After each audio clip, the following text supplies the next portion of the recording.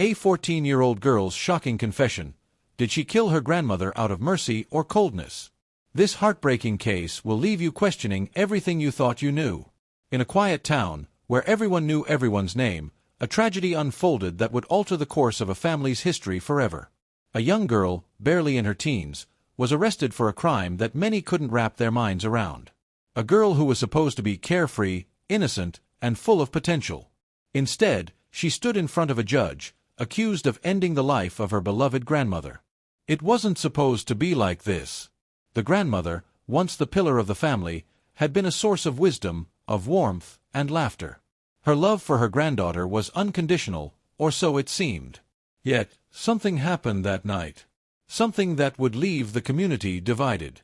Was this a cold, calculated act, or was it a tragic accident, born from desperation? What makes this case even more perplexing is the girl's own words. In a chilling confession, she spoke of mercy, of wanting to end the suffering of someone she loved deeply. But could mercy truly be the motivation? Could a 14-year-old even comprehend the weight of such a decision? The community watched in horror as the details of the night unfolded. A grandmother, suffering from a debilitating illness, was found lifeless in her bed, her frail body showing signs of struggle. But the girl, she hadn't fled. She hadn't hidden. She didn't run. Instead, she calmly told her parents the truth. She confessed. And what she said would leave everyone wondering. Was this an act of compassion, or was there something else behind those innocent eyes? In the coming weeks, the town was divided. Friends of the family, the people who had once seen this child as the sweet girl next door, now questioned everything. The girl's story had cracks, inconsistencies, leaving room for doubt. What was the real story behind that confession? What led her to believe that ending her grandmother's life was the right thing to do? As the investigation went on, the girl's motives were put under the microscope. Did she truly act out of a desire to relieve her grandmother from pain, or did something more troubling drive her to commit such a drastic act? Was she capable of truly understanding the consequences of her actions, or was this the result of something far more complex? Now, as this documentary unravels the timeline of that fateful night, we will dive deep into the mind of a young girl caught between conflicting emotions: love, guilt, fear, and the undeniable burden of making a decision that would change everything. Was she acting out of love, or did something darker drive her hand? Follow the twists and turns of this story, and you may find yourself questioning what you would do if you were in her shoes. The truth, like most things in this world, may not be as clear as it first appears. The only certainty is this: nothing will ever be the same for this family again. The sun had barely begun to rise over Lauderdale Lakes, Florida, casting a warm glow across the quiet streets of the small suburban neighborhood.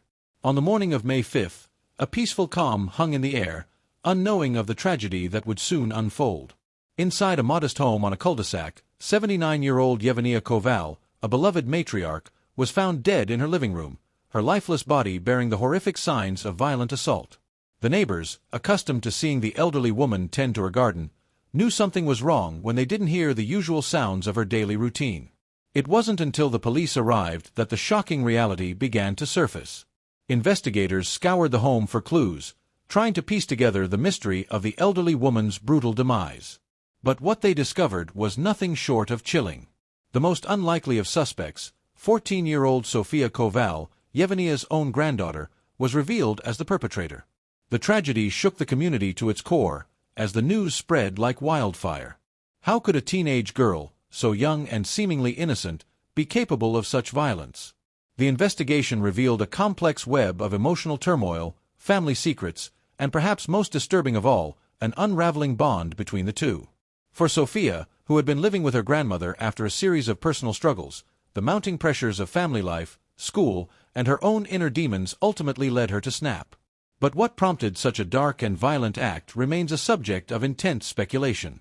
As authorities pieced together the events that led to that fateful morning, the community grappled with a haunting question. What had driven a granddaughter to murder the person who had once been her greatest protector? The incident that unfolded between Sofia and her grandmother is nothing short of shocking, leaving many to wonder what could have triggered such extreme violence. Sofia allegedly attacked her grandmother with a belt and a walker, weapons that are not only unusual but also reflect a disturbing escalation of aggression. The elderly woman was left with severe injuries, prompting an urgent investigation into what may have led to this violent outburst.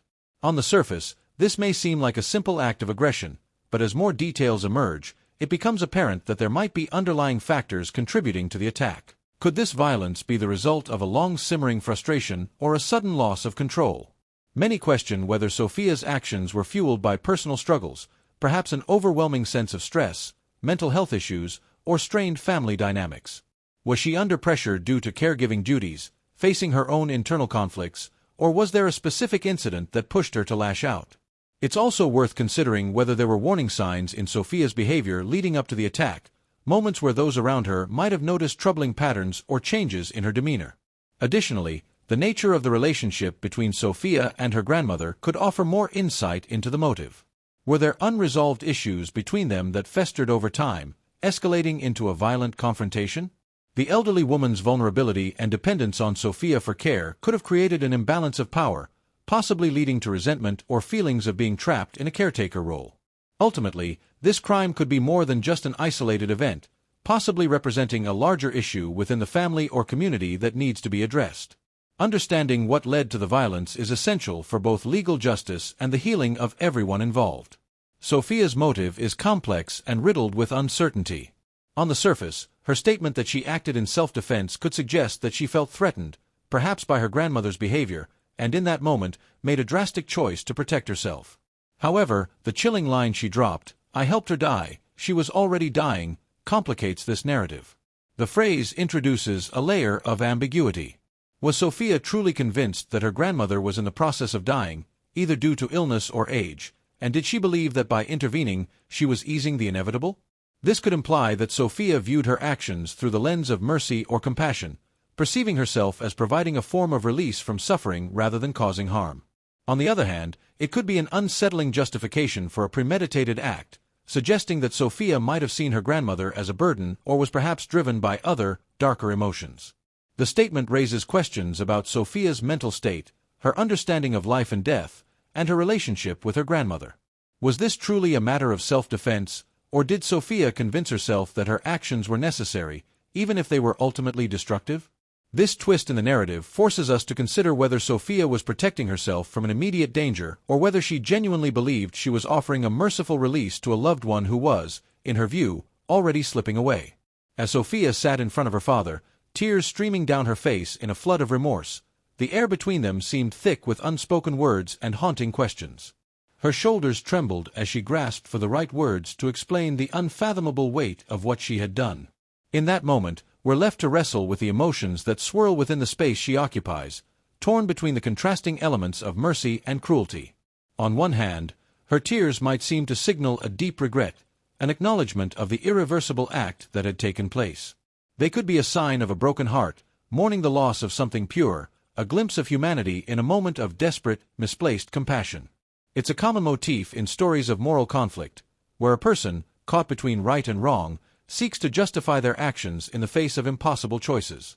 But then, there's the opposite side of the spectrum, the chilling realization that this act may have been driven by a cold, detached sense of control.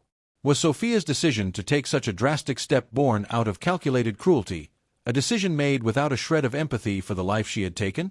The contrast between these two possibilities creates a profound tension, forcing us, the onlookers, to sift through the narrative, to examine her father's silent, accusing gaze, and the heavy silence that echoes in the room.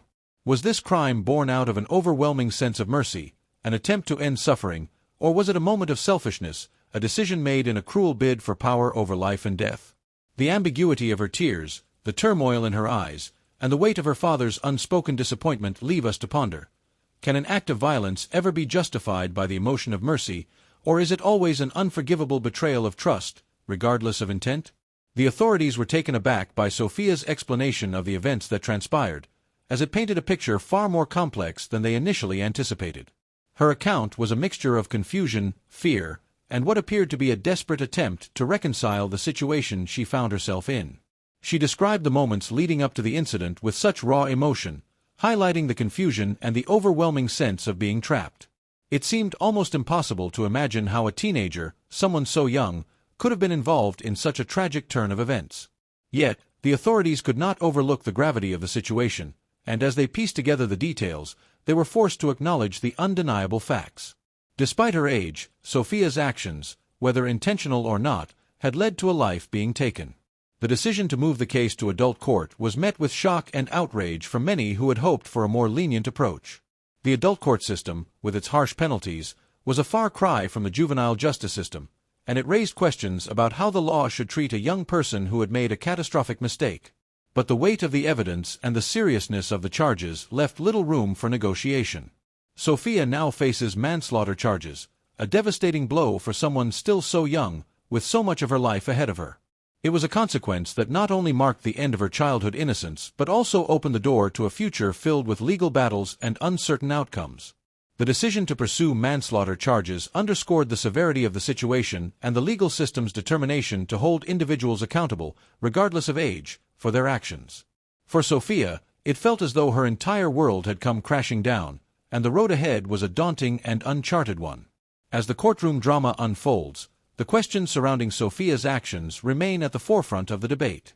Her defense paints a picture of a young woman pushed to her limits, caught in a whirlwind of pressure, confusion, and vulnerability.